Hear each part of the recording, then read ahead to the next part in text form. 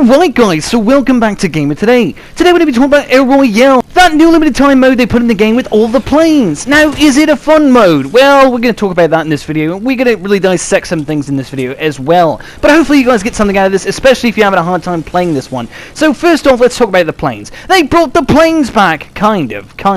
They brought it back for this particular mode. Now, that's a big buzzkill for me. They did make some changes to the planes, and some of these changes I'm not too happy with. Now, of course, there's a damage meter on the plane, and that's actually okay. I don't mind that at all. That's a neat feature. I guess it's not needed, but it's okay. Of course, we still have the HUD where we can see the damage as well on the bottom of the screen, and we could all see it if we're on the plane. So yeah, I don't really see the point of it. It's actually easier to see that because it's much bigger. But anyways, maybe it just looks nice. Okay, there's also one more thing to note. Obviously, there's little footprints on the plane. If you might not have seen this, there's two on the back and there's two on the front. And there's actually like a little piece there where it looks like for your feet to be on the front.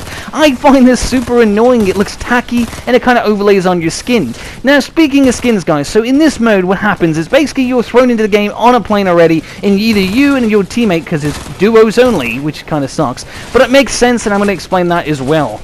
And you and your teammate basically have a randomized chance of being the driver. One of you could be the driver, one of you could be the shooter. And if you keep playing it, you never know who's going to be which. It seemed like I was the driver almost every single game I played, but I only played 3.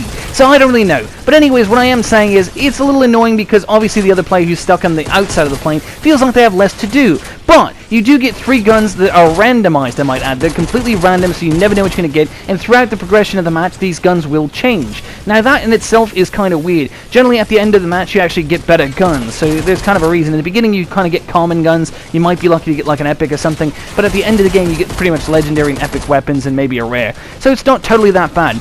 But that's kind of beside the point. You're only limited to 3 weapons, and it's kind of just pointless. It's not like you get a sniper or anything like that. At least not that I've seen. But anyways, let's go back to the point. So what happens is you're thrown into this with your teammate. He's on the outside, you're driving, and basically you have to go and collect these power-ups. There's also health repair kits, which come down quite prevalent, and those are the red ones. So the red ones are all the health. Every time you see something red that comes down from the sky, that's a health box. Make sure to get those every single time you can. So obviously you don't want to touch the floor too much because it will damage your vehicle. You can't jump out of the plane. If you do, you will respawn. Now this is bad because your teammate has to know to jump over into the driving seat and basically take control of the situation. Now here comes the next problem. You're going to keep respawning, but you probably won't be anywhere near your plane. And so your partner basically needs to find where you are and then try to pick you up. That's what I had happen to me numerous times. I think it's a glitch, to be honest with you, but it kept happening so many times it was just driving me nuts. So obviously I had 2 or 3 games that were pretty decent. The first game I played, I didn't even see people. It was like, I played with this one random kid that I played with, and I couldn't find anybody. I was like, until end game, and I'm like, where's everybody at? I'm like, gee whiz. I'm like, who, where, what, when? And then I'm like, finally I found them. So I'm like, okay, finally the game's begun. Now, one thing we need to talk about though, guys, is once you fall out of the plane, or if you get blown up, the whole plane gets blown up, you will have another plane there. So everyone starts the game with 3 planes. I should mention that. It's like having 3 free lives, besides the fact that you can keep respawning infinitely, and it doesn't hurt you at all to keep respawning, but your plane can only respawn 3 times.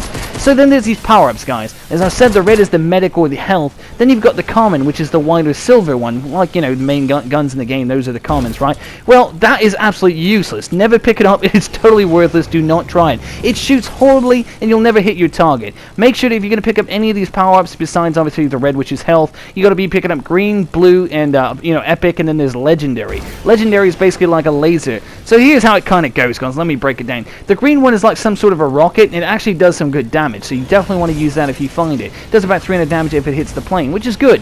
Then you've got the blue, which is the absolute best in my opinion. Even late game, I really totally recommend it. Blue actually freezes the plane, which gives you and your partner a huge chance to start doing some real damage. And if your partner is smart, they can actually shoot at the person on the plane instead of the actual plane, and then you can blow up the plane. So if you're driving, obviously focus on shooting at the plane. But obviously I did a bit of both. But I'm saying focus on the plane and let your partner shoot at the actual people. That's the best way of doing it, okay? But obviously I was playing with a person who was kind of like in between skill levels, so I had to do what I had to do. But anyways, guys, but the blue is so great and maybe overpowered because it actually slows down the plane. If you keep it, it will stop the plane in its tracks, which is great, and you do some great damage with it. So do keep that in mind. Now, epic is pretty good, but I had a hard time shooting people with it. Once you do get a shot off on it, it is quite strong. The legendary is totally cool. It's like playing Star Wars in the sky. It just seems like it goes by too fast because it's so much fun to use, and you don't see it very often, so it kind of feels like a missed opportunity there. And you know, it's probably best that it's not there all game long. You'll probably find it easier at the end game circle than you will in the beginning of the game. So that's something to keep in mind as well. The later the game goes, and obviously the waves, I should mention that as well. These storm waves, if you will, come super fast, so make sure you're always moving. You don't want to kind of be slowing, tagging back unless you really have to because you're on your last, plane. Trying to stay in the mix quite a bit. The game will be more fun that way anyway. You don't want to be trying to camp out or something. It's not going to work. The storm is both super fast and also it comes from the sides and it comes from the top. So obviously as you play, you have to actually go closer and lower to the ground, which is super annoying late game especially. And the reason I say that is because the fight kind of goes super low to the ground, and it's super easy for you guys to take damage from the actual ground itself because you're not able to fly up as high as you normally would. So it kind of gets really annoying. But that's the only big gripe I have with this particular mode. That and there's not a lot of direction. I feel like they could have explained a little bit better. Probably even told us what the power-ups did, or maybe show something on the screen to display it when the game first starts. Anything like that would have been helpful. But honestly, based on what I'm telling you guys, I would really stick with the green and the blue.